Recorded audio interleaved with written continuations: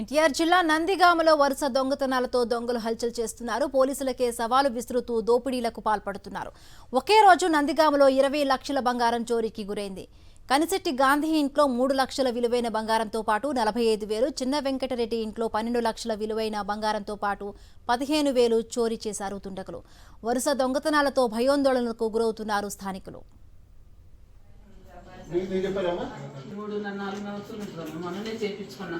అది ఇప్పుడు వీళ్ళు వచ్చేసి నేను చూడాల.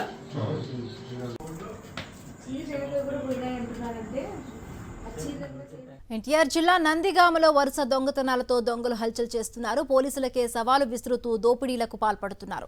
ఒకే రోజు నందిగామలో 20 లక్షల బంగారం చోరీకి గురైంది.